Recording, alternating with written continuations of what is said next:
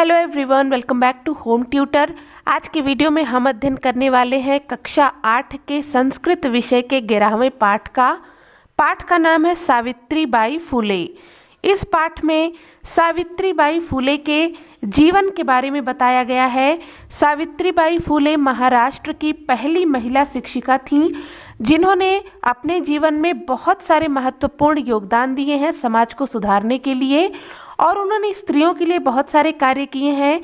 तो आइए इस पाठ के माध्यम से हम जानते हैं। तो चलिए इस वीडियो को शुरू करते हैं। उपरि ऊपर निर्मितम बने हुए चित्रम, चित्र को पश्यत देखो, ऊपर बने हुए चित्र को देखो। इदम यह चित्रम चित्र, कस्याश्चित किसी पाठशालायाः पाठशाला का वर्तते है, यह चित्र किसी पाठशाला का है। इयं यह सामान्य पाठशाला विद्यालय न अस्ति नहीं है, यह सामान्य पाठशाला या विद्यालय नहीं है। इयम् अस्ति यह है महाराष्ट्रस्य, महाराष्ट्र का प्रथम या पहला कन्या पाठशाला यानी कि लड़कियों की पाठशाला। यह महाराष्ट्र की पहली कन्या पाठशाला है। एक शिक्षिका अध्यापिका गृहात घर से पुस्तकानि पुस्तकें आदाय लेकर चलती है। एक अध्यापिका घर से पुस्तकें लेकर चलती है। मार्गे रास्ते में कश्चित कोई, तस्याह उसके, उपरि ऊपर, धूलिम धूल को, कश्चित कोई, च और, प्रस्तर खंडान अर्थात पत्थर के टुकड़े, रास्ते में कोई, उसके ऊपर धूल और कोई पत्थर के टुकड़े, क्षिपति फेंकता है। रास्ते में कोई उस पर धूल तो कोई पत्थर के टुकड़े फेंकता है। परंतु सा वह, स्वदृढ़ निश्चयात अपने दृढ़ निश्चय से, नहीं, विचलित अर्थात विचलित होना, लेकिन वह अपने दृढ़ निश्चय से विचलित नहीं होती है। स्वविद्यालय अपने विद्यालय में, कन्याओं से, सा विनोदम हंसी मजाक करते हुए, आलपंती बातें करते हुए, सा वह, अध्यापन यानी कि पढ़ाने में, संलग्ना भवति संलग्न होती है। अपने विद्यालय में लड़कियों से हंसी मजाक के साथ बात करती हुई वह पढ़ाने में लगी होती है। तस्याह उसका, स्वकीयम अपना, अध्ययनम अपि अध्ययन भी, सह एव साथ ही, प्रचलित चलता है, उसका अपना अध्ययन भी साथ में चलता है। अर्थात वह जो महिला है वह लड़कियों को तो पढ़ाती है लेकिन खुद भी अध्ययन करती है। क इयं महिला, यह महिला कौन है। अपि यूयम इमाम महिलाम जानीथ, क्या तुम भी इस महिला को जानते हो। इयम एव यह है महाराष्ट्रस्य, महाराष्ट्र की प्रथमा पहली महिला शिक्षिका सावित्रीबाई फुले नामधेया, यह ही महाराष्ट्र की पहली महिला शिक्षिका सावित्रीबाई फुले हैं। जनवरी मासस्य, जनवरी महीने के तृतीय दिवसे 3 तारीख को 1831 तमे ख्रिस्ताब्दे, सन 1831 में महाराष्ट्र के नायगांव नामक स्थान पर सावित्री अजायत, सावित्री का जन्म हुआ। जनवरी महीने की 3 तारीख को सन 1831 में महाराष्ट्र के नायगांव नामक स्थान पर सावित्री का जन्म हुआ। तस्याह माता लक्ष्मीबाई, पिता च खंडोजी इति अभिहितौ। उनकी माता लक्ष्मीबाई और पिता खंडोजी हैं। नववर्ष देसिया, 9 वर्ष की उम्र में सा ज्योतिबा फुले महोदयन, वह ज्योतिबा फुले महोदय के साथ परिणीता, ब्याही गईं। अर्थात जब वो 9 वर्ष की थीं तो उनका विवाह ज्योतिबा फुले महोदय के साथ किया गया। सो अपि, वह भी, तदानीम, उस समय, 13 वर्ष कल्पः, 13 वर्ष के एव ही आसीत थे, वह भी उस समय 13 वर्ष के ही थे। यतो ही, क्योंकि, सह, वह, स्त्री शिक्षायाः, स्त्री शिक्षा के प्रबलः, प्रबल, समर्थकः, समर्थक आसीत थे। क्योंकि वह स्त्री शिक्षा के प्रबल समर्थक थे, अतः इसलिए सावित्र्याः, सावित्री के मनसि, मन में, स्थिता, स्थित, अध्ययन अभिलाषा, पढ़ने की इच्छा को, उत्साहम, उत्साह, प्राप्तवती, मिला। क्योंकि वह स्त्री शिक्षा के प्रबल समर्थक थे, इसलिए सावित्री के मन में स्थित पढ़ने की इच्छा को उत्साह मिला या बल मिला। इतः परम, इससे बढ़कर, सा, उन्होंने, साग्रहम, आग्रह पूर्वक, आंग्ल भाषा या अंग्रेजी भाषा का, अपि, भी, अध्ययनम, अध्ययन, कृतवती, किया। इससे बढ़कर उन्होंने आग्रह पूर्वक अंग्रेजी भाषा का भी अध्ययन किया। 1848 तमे ख्रिस्ताब्दे पुणे नगरे, 1848 ईस्वी में पुणे नगर में सावित्री ज्योतिबा महोदयन सह, सावित्री ज्योतिबा महोदय के साथ, कन्या नाम कृते, कन्याओं के लिए या लड़कियों के लिए, प्रदेशस्य, प्रदेश का, प्रथमम, पहला, विद्यालयम, विद्यालय, आरभत, आरंभ किया। सन 1848 ईस्वी में पुणे नगर में सावित्री ने ज्योतिबा महोदय के साथ कन्याओं के लिए प्रदेश के पहले विद्यालय को आरंभ किया। तदानीम, तब, सा, वह, केवलम, केवल, 17 वर्षीया, 17 वर्ष की आसीत थीं।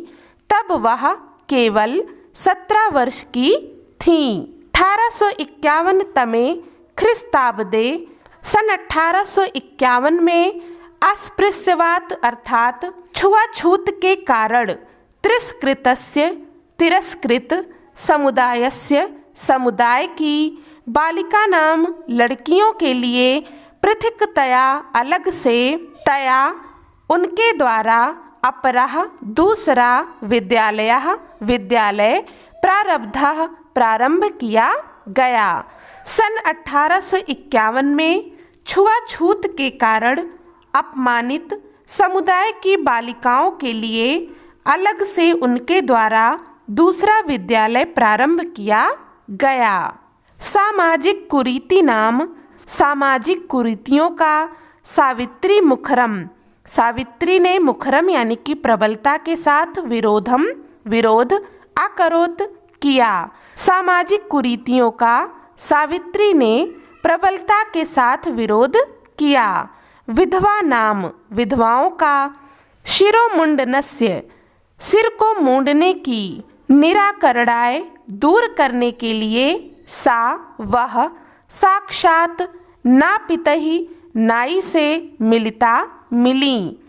विधवाओं के सिर को मुंडन करने की प्रथा को दूर करने के लिए वह स्वयं या साक्षात नाई लोगों से मिली। फलतः, जिसके फलस्वरूप, केचन, कुछ, नापिताः, नाई, अस्याम, इस, रूढ़ो, रूढ़ में, सहभागिताम, सहभागी होना, अत्यजन, त्याग दिए। इसके फलस्वरूप कुछ नाइयों ने इस रिवाज में सहभागिता का त्याग कर दिया। एकदा, एक बार, सावित्रया, सावित्री, मार्गे मार्ग में, दृष्टम देखा, यत की कूपम कुएं के, निकसा नजदीक, शीर्ण वस्त्र आवृताः फटे पुराने कपड़ों से ढकी हुई, तथा कथिताः तथा कथित, निम्न जातीयाः निम्न जाति की, काश्चित कुछ, नार्याः नारियों को, जल पीने के लिए, याचन्ते स्म मांगते हुए। एक बार सावित्री ने रास्ते में कुएं के पास फटे पुराने वस्त्रों से ढकी हुई तथा कथित निम्न जाति की कुछ स्त्रियों को जल पीने के लिए मांगते हुए देखा।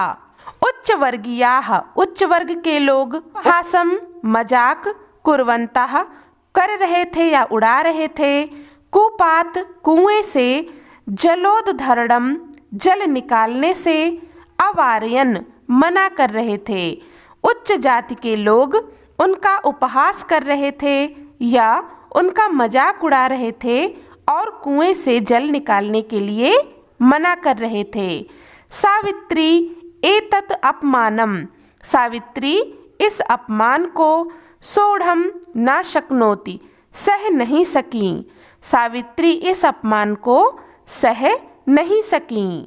सा वह ताह स्त्रियाः उन स्त्रियों को, निज गृहम अपने घर, नीतवती ले गईं वह उन स्त्रियों को अपने घर ले गईं।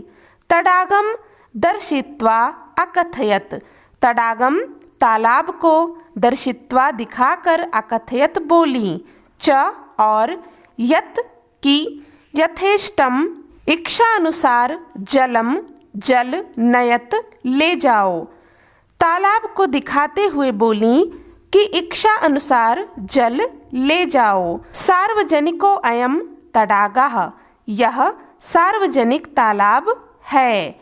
अस्मात् इससे, जल ग्रहणे पानी लेने से, न अस्ति नहीं है, जाति बंधनम जाति का बंधन, इससे जल लेने पर किसी भी प्रकार का जाति बंधन नहीं है। तया उन्होंने, मनुष्याणाम मनुष्यों के, समानतायाः समानता, स्वतंत्रतायाश्च और स्वतंत्रता के, पक्षः पक्ष में, सर्वदा हमेशा, सर्वथा पूर्ण रूप से, समर्थितः समर्थन किया। उन्होंने मनुष्यों के समानता और स्वतंत्रता के पक्ष में सदा और पूर्ण रूप से समर्थन किया। महिला सेवा मंडल, शिशु हत्या प्रतिबंधक गृह, महिला सेवा मंडल और शिशु हत्या प्रतिबंधक गृह इत्यादि नाम, इत्यादि संस्थानाम संस्थाओं के, स्थापनायाम स्थापना में, फूले दंपतियों फूले दंपति का, अवदानम योगदान, महत्वपूर्णम महत्वपूर्ण है। महिला सेवा मंडल और शिशु हत्या प्रतिबंधक गृह इत्यादि संस्थाओं की स्थापना में फूले दंपति का महत्वपूर्ण योगदान है। सत्यशोधक मंडलस्य सत्यशोधक मंडल की गतिविधियों में अपि भी सावित्री अतीव सक्रिया आसीत, सावित्री अत्यंत सक्रिय थीं। सत्यशोधक मंडल की गतिविधियों में भी सावित्री अत्यंत सक्रिय थीं। अस्य इस मंडलस्य मंडल का उद्देश्यम उद्देश्य आसीत था। उत्पीड़िनाम उत्पीड़ित समुदायानाम समुदाय के, स्वाधिकारान अपने अधिकार के, प्रति जागरणम इति अपने अधिकार के प्रति जागरूक होना। इस मंडल का उद्देश्य था उत्पीड़ित समुदाय का अपने अधिकारों के प्रति जागरूक होना। सावित्री अनेकाः संस्थाः प्रशासन कौशलेन संचालितवती, सावित्री ने अनेक संस्थाओं का प्रशासन अपने कौशल द्वारा संचालित किया। अकाल के समय, प्लेग काले, प्लेग के समय, च और सा वह, पीड़ित जनानाम पीड़ित लोगों के, अश्रांतम बिना थके अविरतम निरंतर च और सेवाम सेवा आकरोत की। काल के समय तथा प्लेग रोग के समय उन्होंने पीड़ित लोगों की बिना थके निरंतर सेवा की। सहायता सामग्री की व्यवस्था के लिए सर्वथा प्रयासम अकरोत, हमेशा प्रयास करती थीं। सहायता सामग्री की व्यवस्था के लिए हमेशा प्रयास करती थीं। महारोग प्रसार काले, महारोग के प्रसार काल में सेवारता सेवा में लगी हुई सा वह स्वयं असाध्य रोग से ग्रसित होकर 1897 तमे ख्रिस्ताब्दे निधनम गता। सन 1897 में उनका निधन हो गया। महारोग के प्रसार के समय सेवा में लगी हुई वह स्वयं असाध्य रोग से ग्रसित होकर सन 1897 में उनका निधन हो गया। साहित्य रचना के द्वारा अपि भी सावित्री महीयते महान है। साहित्य रचना के द्वारा भी सावित्री महान है। तस्याः उनका काव्य संकलन द्वयम वर्तते, उनका 2 काव्य संकलन है। काव्य फुले सुबोध रत्नाकर च इति। काव्य फुले और सुबोध रत्नाकर अर्थात सावित्री फुले ने 2 काव्य संकलन भी किया है, उन्होंने 2 रचनाएं भी की हैं जिनका की नाम है काव्य फुले और सुबोध रत्नाकर। भारत देश में महिलो उत्थानस्य, महिलाओं की उन्नति को गहन अवबोधाय, गहराई से समझने के लिए सावित्री महोदय के जीवन चरित्र को अवश्य ही पढ़ना चाहिए। भारत देश में महिलाओं की उन्नति को गहराई से समझने के लिए सावित्री महोदया के जीवन चरित्र को अवश्य ही पढ़ना चाहिए। तो इस प्रकार से हमने यहाँ पर इस पाठ का अध्ययन कर लिया, इसके अर्थ को समझ लिया है। इसके अभ्यास कार्य को हम करेंगे अपने अगले वीडियो में। वीडियो हेल्पफुल लगी हो तो इसे लाइक और शेयर जरूर करें। चैनल पर नए आए हैं तो सब्सक्राइब भी कर लें। मिलते हैं नेक्स्ट वीडियो में, तब तक के लिए take care and bye bye.